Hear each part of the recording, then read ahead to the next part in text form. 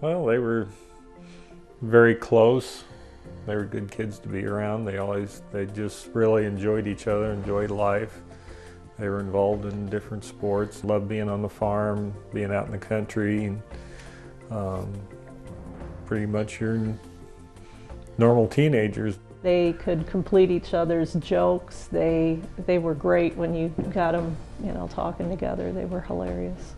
They were just average kids. I mean, Greg had driven 2 years and never had a ticket and never had an accident. And they drove a little fast, but what kids don't.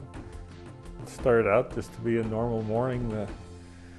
They usually took off for work about the time I went outside on the farm and started chores and things. And they were just joking around in the morning. And it was a cold winter morning and roads were good, really didn't think anything about it. And I was walking outside about 10 minutes after they left and heard the fire siren go off in town. And I just had a feeling that something had happened. Police had said it looked like, for some reason, Greg had gotten a little off the edge of the road. When he pulled back on, he overcorrected and spun around sideways and then went through the ditch, and the driver's door hit the power pole.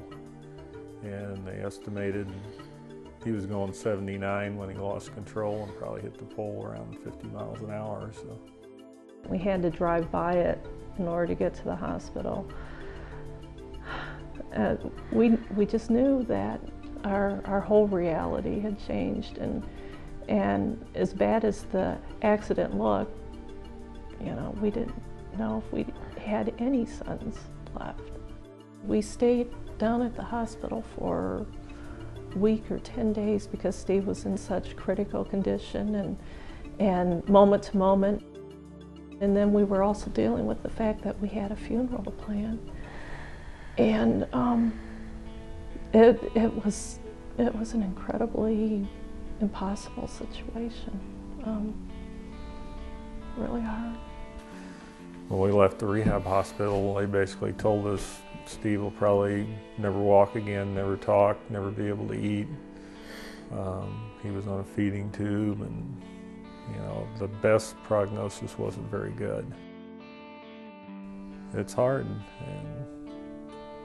but I think Steve's stubbornness and endurance, and he had his mindset that he was going to recover, and he did.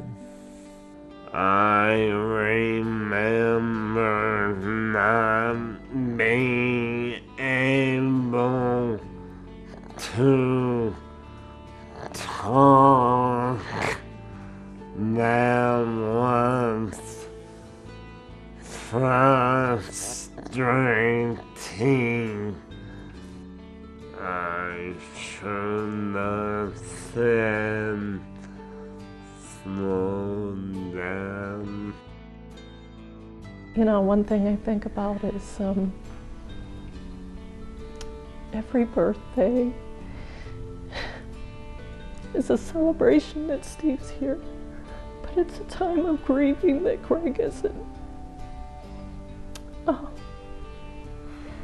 Because, with twins, everything just was so overwhelmed. It was always Steve and Greg. And so days like birthdays are bittersweet. We never dreamed in a million years that this would happen. This is a parent's worst nightmare. And we just don't want any other parent to go through it. It's lifelong impacting, whether it's a death or a lifelong impairment. Greg thought he was a good driver. He was very confident, and he was, for his age, a good driver. But all it takes is one mistake.